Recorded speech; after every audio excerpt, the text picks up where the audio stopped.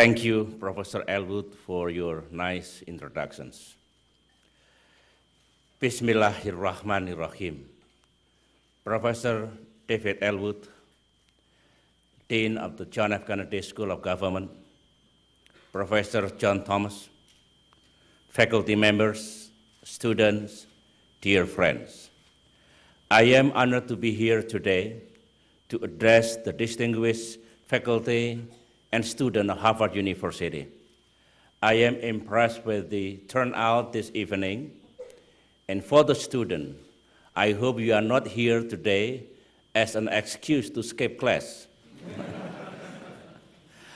I must admit, I have wanted to visit Harvard for a long time. Several of my ministers, successful businessmen, and military generals were fortunate to study here. Don't take this the wrong way, but I find it interesting that I did not end up working for people who went to Harvard. It's actually people who went to Harvard who ended up working for me.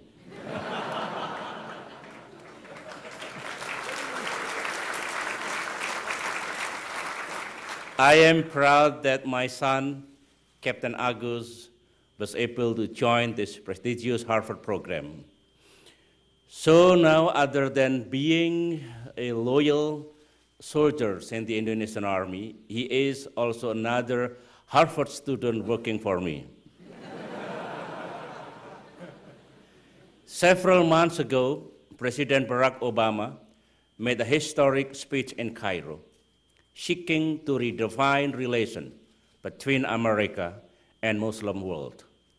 As president of the country with the world's largest Muslim population, I would like today to respond to that speech.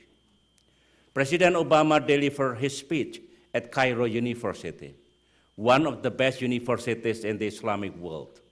I speak today at Harvard, the oldest and most prestigious university in America. And please do not tell people in Princeton and Yale I said this. But our objective is the same, to take a hard look at relations between the West and the Islamic world and to chart a new course forward. It is fitting that I come here after the G20 summit in Pittsburgh. For to me, the G20 is one manifestation of the change taking place in global politics. The G20 groupings, comprising some 85% of the world's GNP and 80% of the world trade, is not just an economic powerhouse, it is also a civilizational powerhouse.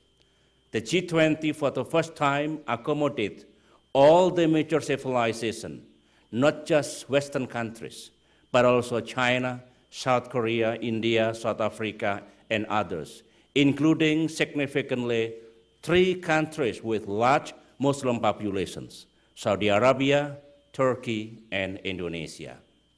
The G7, the G8, or even the United Nations Security Council does not pose this distinction.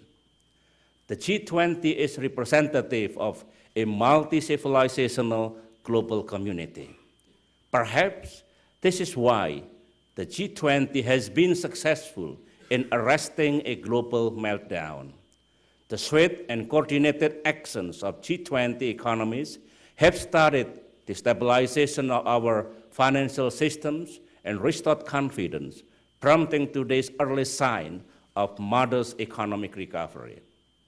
We are very pleased that at the close of Pittsburgh, the G20 has been institutionalized and looks set to be the premier forum for international economic cooperation.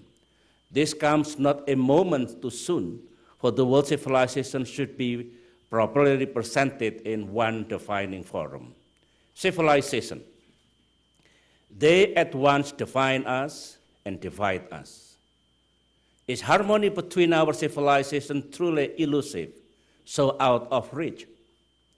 Can we just not get along?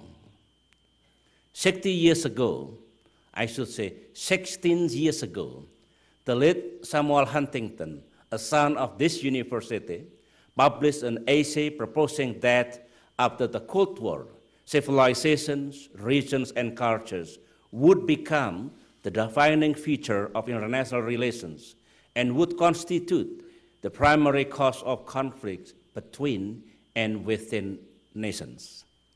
To me, the term clash of civilization itself is counterproductive. If they hear it often enough, some people may think that the word is such and accept it as reality. I don't believe the civilizations are inherently incompatible and prone to conflict when they interact.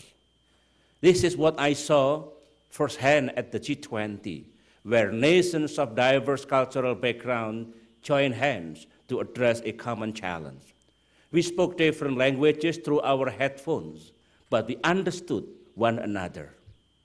Huntington sought to understand post-Cold War fault lines and warned us of potential turbulence. This is not a trivial reminder. Civilization issues arrive in modern politics. As policymakers, our job is to prevent such prognosis from